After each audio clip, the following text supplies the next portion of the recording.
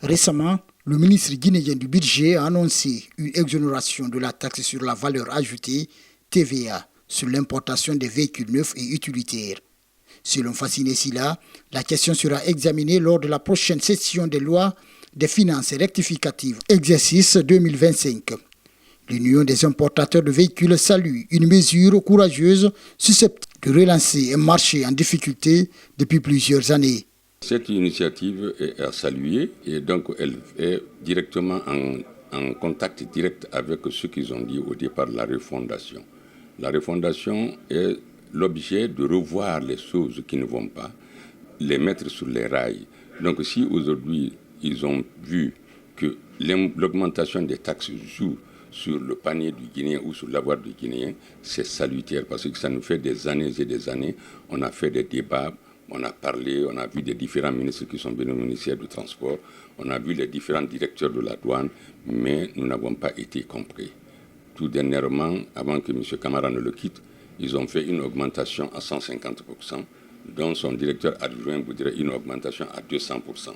Je leur ai dit ceci, étant porte-parole, je dis je ne suis pas douanier, mais si vous augmentez le marché serait stagnant, c'est-à-dire il n'y aura plus des moyens de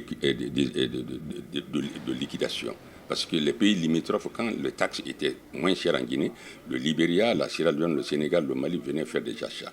Mais maintenant, ceux-là, leur douane aussi est meilleure par rapport à la douane guinéenne. Le transport maritime est meilleur par rapport à la Guinée. Donc le marché guinéen est saturé. C'est ce qui fait la stagnation du marché en Guinée. Chez les concessionnaires, l'annonce est également accueillie avec enthousiasme. Les professionnels espèrent une reprise rapide des ventes et une amélioration de la qualité des parcs automobiles guinéens. C'est le seul secteur où on a doublé le prix de dédouanement en Guinée ici et que les activités n'ont jamais cessé et que ça n'a jamais découragé les importateurs à y parvenir.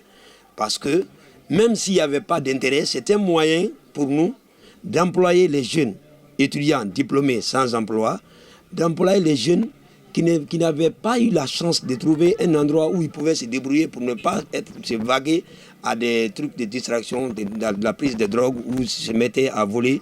Donc, ça nous a permis d'employer des milliers de jeunes, des milliers de personnes.